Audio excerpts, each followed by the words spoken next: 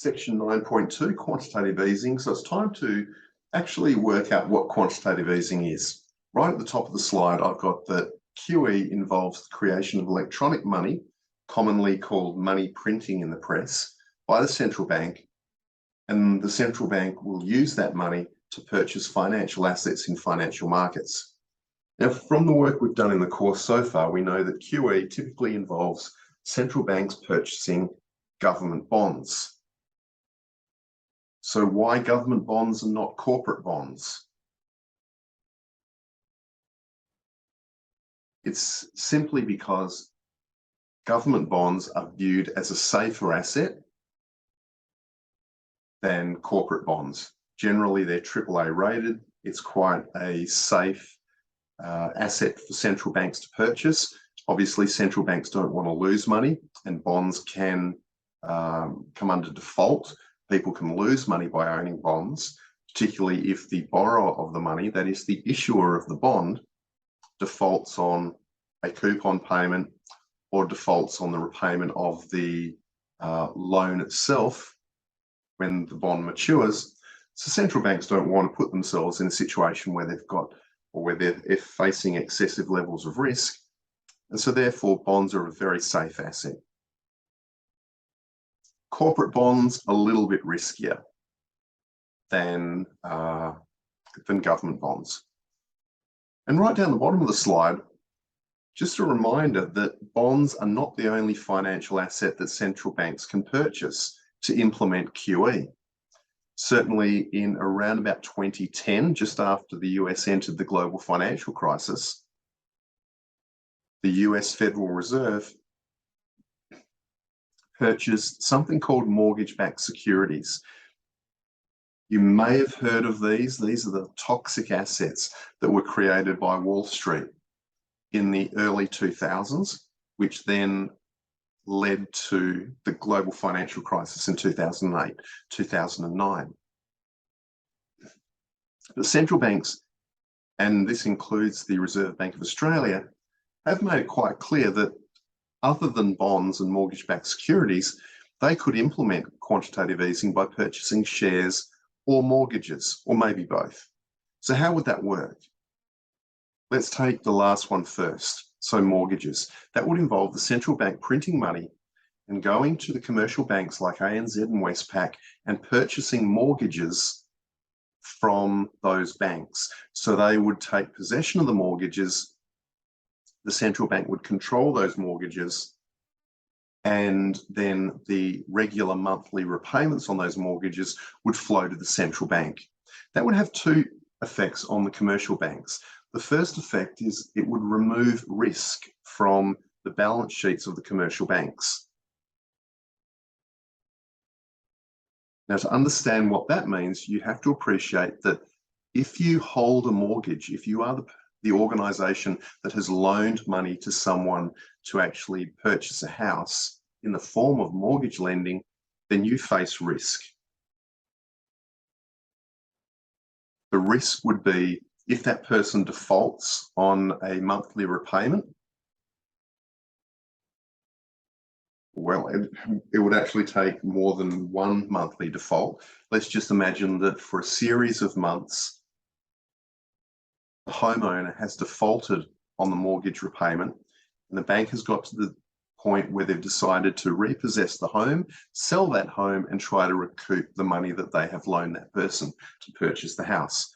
The risk then comes if that occurs in an environment of falling house prices. Banks could then be in a situation where they take possession of the home, sell it, but can't sell it for a high enough price. Banks can't sell the home for a high enough price to recover all of the money that they originally loaned to the homeowner. They would then take a loss on that mortgage loan.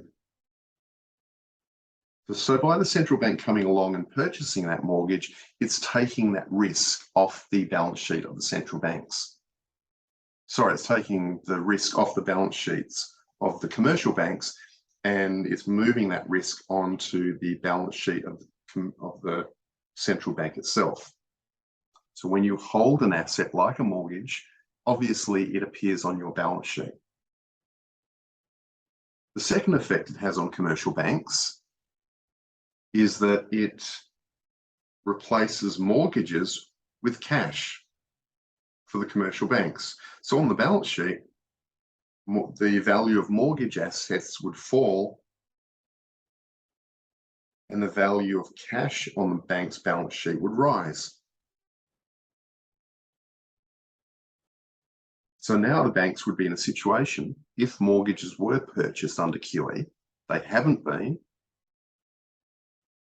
but if they were, commercial banks would now be in a situation where they have less risk and more cash. So what's that going to encourage them to do? Go out and undertake more lending. And they would lend that money out to their customers in the form of additional home loans, additional personal loans, maybe some additional credit card debt. All of this additional lending then creates spending, which hopefully then shifts the aggregate demand curve to the right.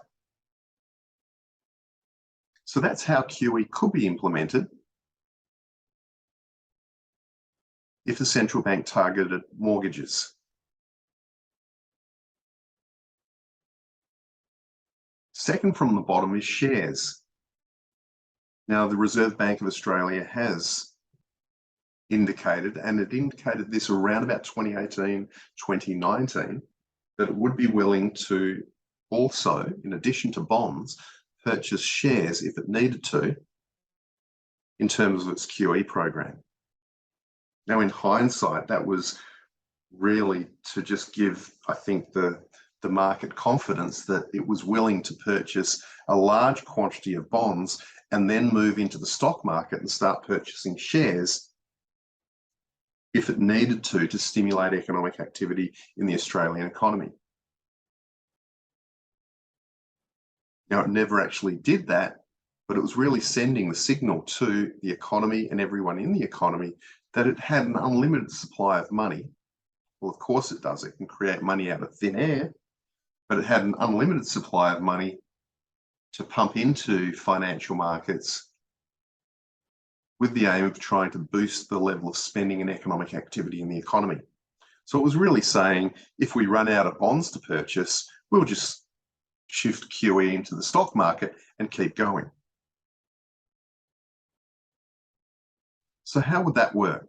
How would buying shares affect the economy? Well, it's going to have slightly different effects than purchasing bonds. Now, the first major effect would be to inflate share prices, just under the forces of demand and supply for shares. The central bank is going into the stock market with large amounts of money, buying up whatever shares are on offer. Of course, prices are going to surge. Now, that is going to then lead to investors, and it could be people like you and I that own shares, to either be in a situation where we've sold our shares at highly inflated prices and we're feeling quite wealthy. That's going to encourage us to spend. Or maybe we weren't one of the people that sold our shares to the central bank, but we're still sitting there, the owners of highly inflated share prices, once again, feeling very wealthy, very confident, and we may go out and spend some of that money.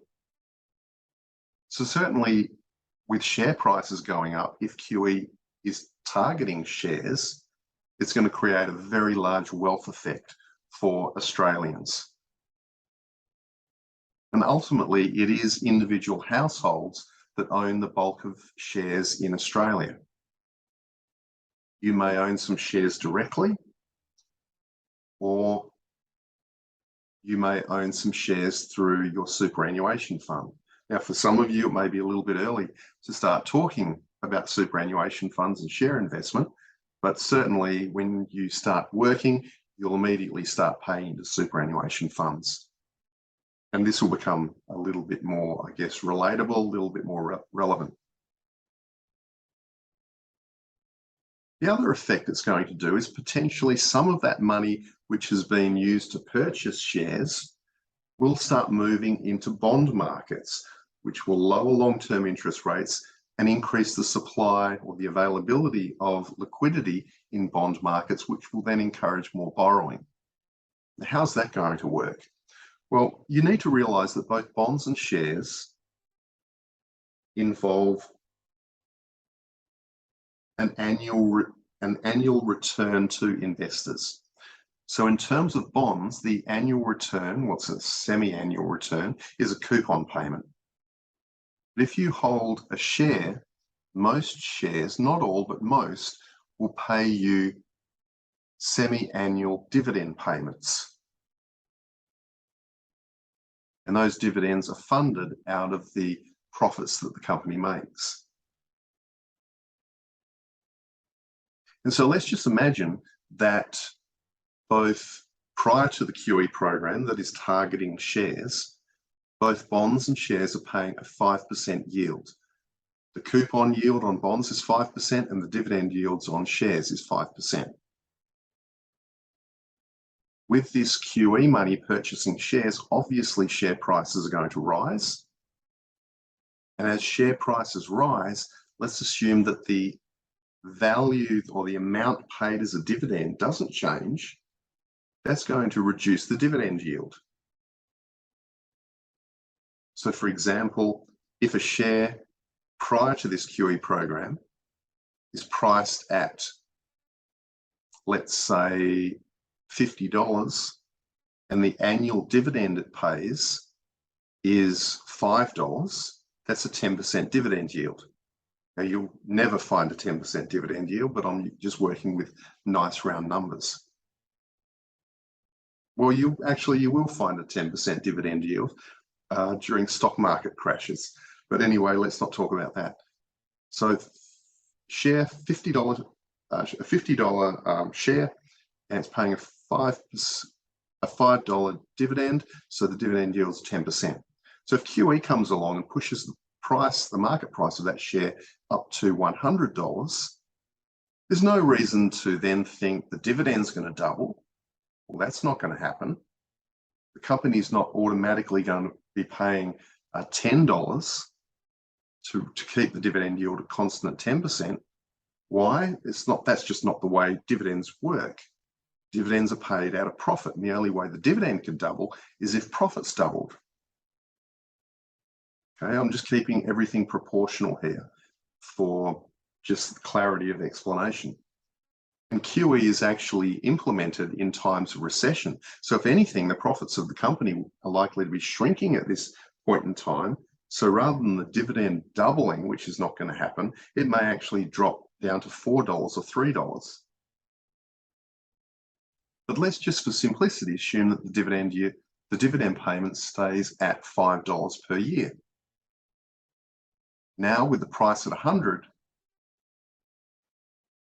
and a $5 dividend payment each year, that's a 5% dividend yield.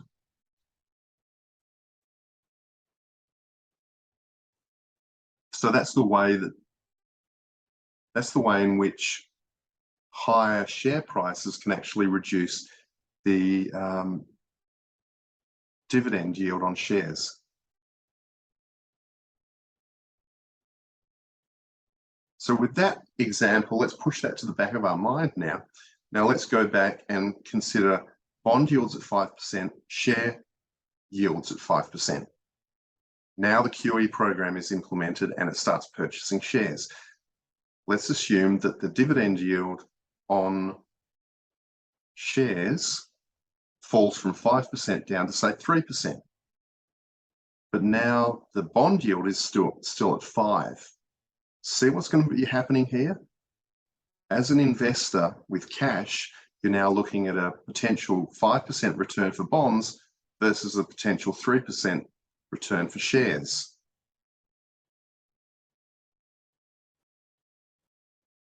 And so you're more likely to invest cash in the bond market, which will increase the supply of loanable funds shift that supply curve to the right and start pushing long-term interest rates down towards 3% as well. And so that is how some of this new money that has been printed by the central bank may start moving over to bond markets as the people who sell their shares now look at bond markets and find that 5% yield relatively more attractive than a 3% yield in the stock market. And also new money, new savings, which are looking at both markets. New savings are going to be encouraged to move into the bond market. So in terms of this slide, yes, QE does purchase primarily government bonds, but it can purchase other securities as well. So what are then the intended effects of quantitative easing? Well, first of all, before we go into that, I've got quite a few intended effects and then some risks. Just a reminder that conventional monetary policy can reduce short-term interest rates and then also retail interest rates, such as mortgage rates, personal loan rates, small business rates, car loan rates, almost one for one. The problem is, after the GFC and after the COVID recession of 2020, a lot of countries around the world found that their policy interest rate, that is their cash rate, hit the zero lower bound. So what that means is that interest rates weren't able to fall below zero.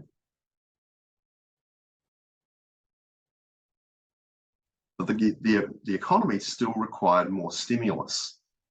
So monetary policy was working hard, fiscal policy was working hard, but the economy was still not returning to a normal level of economic activity. And so QE was implemented. The first effect of QE will be to lower long-term interest rates. And this should be one that's quite familiar to you after the work we did in topics 3 and 4 of the course.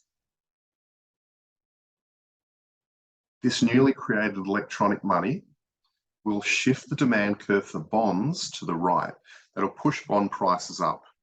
And because the coupon that is paid on bonds, because that is fixed, it's fixed in the original loan agreement surrounding the initial issuance of the bond, because that coupon payment's fixed, any increase in the bond price is going to push the yield down.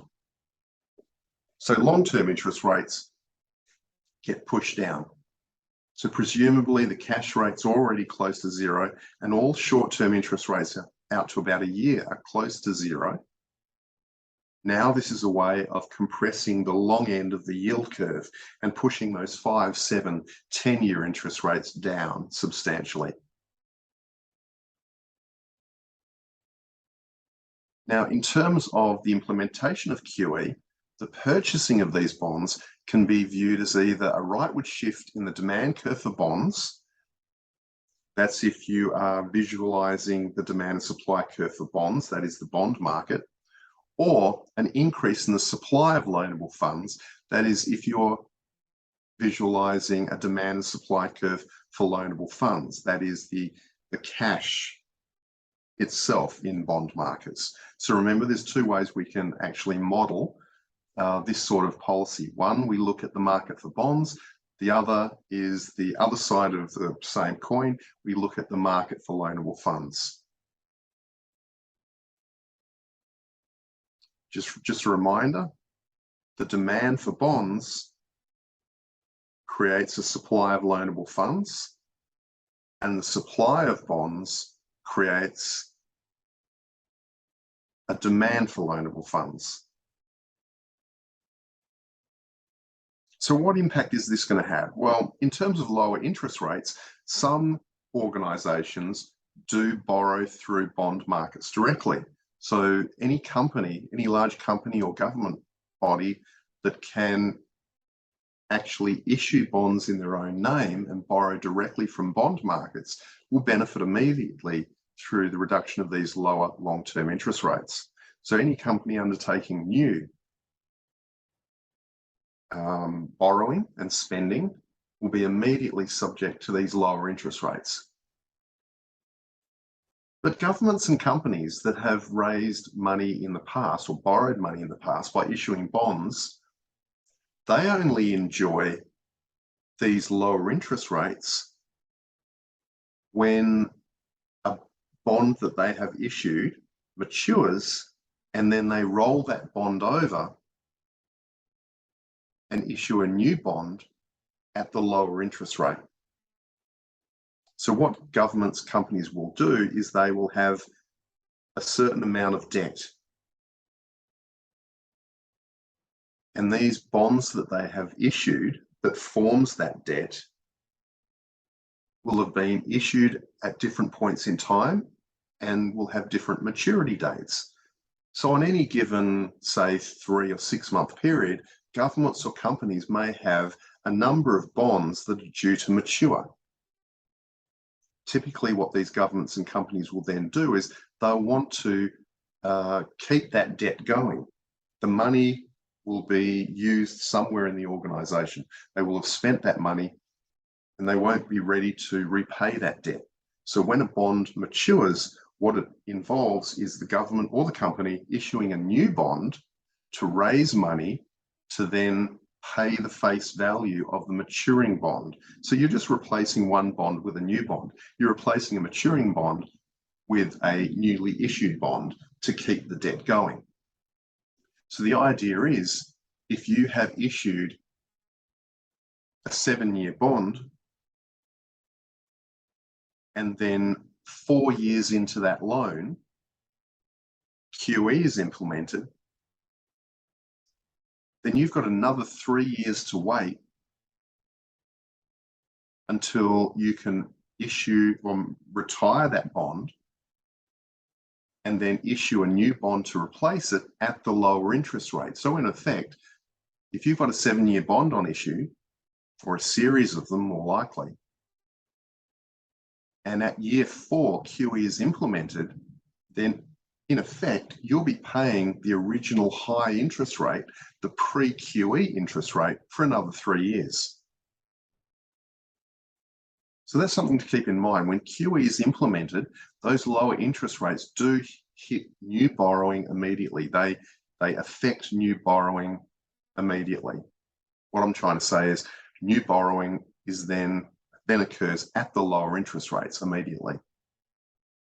But debt that is already issued will only be able to be rolled over and enjoy the lower interest rate under QE when or as the bonds slowly mature. So that's organisations, companies, governments typically that borrow directly from bond markets. That's how that works. But with commercial banks, and it's commercial banks that you and I are most familiar with, Westpac, ANZ, that's where we deposit our money, that's where we borrow from, typically.